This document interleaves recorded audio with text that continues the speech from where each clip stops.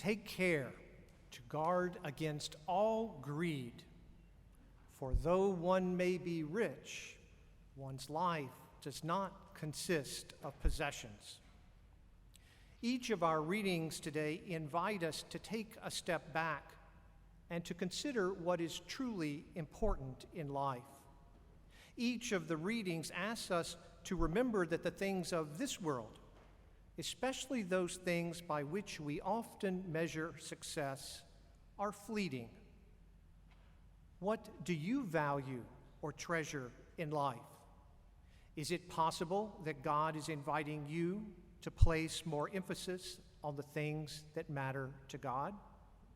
In our first reading from the wisdom literature of Ecclesiastes, we hear how one can labor with wisdom, knowledge, and skill, only to find that the fruits of one's efforts end up going to someone who has coasted through life. I'm sure that each of us can think of a time when we came face to face with the basic unfairness of life. Where is the justice in being passed over for an award or a promotion? Why isn't hard work rewarded? Why do bad things happen to good people? Unfortunately, Ecclesiastes, writing about 3 centuries before Christ, doesn't have a solution to what he sees as the futility and emptiness of life, though he hopes that God will have the last word and that those who follow God's commandments will ultimately be vindicated. In our gospel reading from Luke, Jesus takes up the same problem, though he traces the root cause not to the basic unfairness of life, but rather to the disordered attachments of those who are focused on earthly success rather than on the things that matter to God. Thus, Jesus encourages us to guard against all forms of greed. All too often, we can find ourselves putting too much importance on our possessions, like the rich fool Jesus describes in today's parable. Greed also rears its ugly head, and trouble ensues whenever our identity gets wrapped up in money, material possessions, our profession, or our notions of success. Father Tony DeMello liked to tell the story of the lawyer who was presented with a bill from his plumber. He said to the plumber, "Hey, you're charging me $200 an hour. I don't make that kind of money as a lawyer."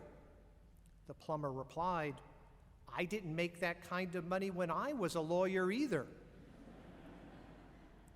It's easy to get swept up in false notions of which professions are somehow better than others, especially if we equate the value of a profession with how much money one can earn. In his letter to the Colossians, Paul takes up the message of Jesus and invites you and me to seek what is above, that is, the things of God, rather than what is on earth. Paul reminds us that by virtue of our baptism, we have put on a new self, which is being renewed in the image of our Creator. As a new creation, we are neither rich nor poor, neither a lawyer nor a plumber, neither an American nor a non-American. As a new creation, we are invited to reject the many forms of immorality and greed that surround us.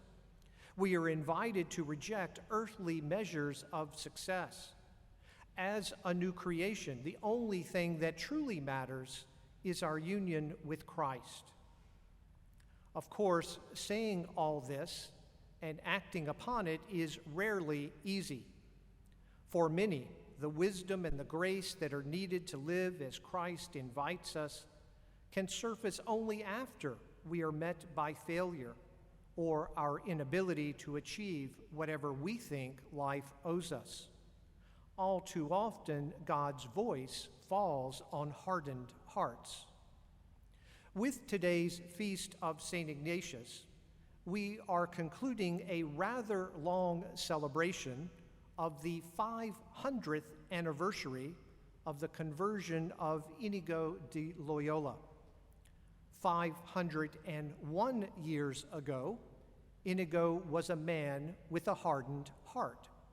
He was set on living life the way he wanted, and he assumed that life would give him what he wanted: fame, good looks, riches, and a princess in a castle. He appeared to be on the road to success as he defined it.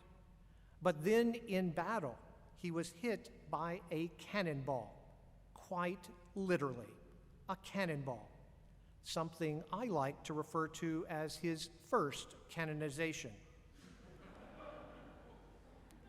He might have preferred to have died. Instead, during a long and painful recovery, he was slowly stripped of everything that he thought mattered, and he began a new journey that over time became focused on everything that mattered to Jesus. It is actually fairly rare that one can point to a singular event that changed the course of history. The passion, death, and resurrection of Jesus immediately comes to mind. But another is that cannonball.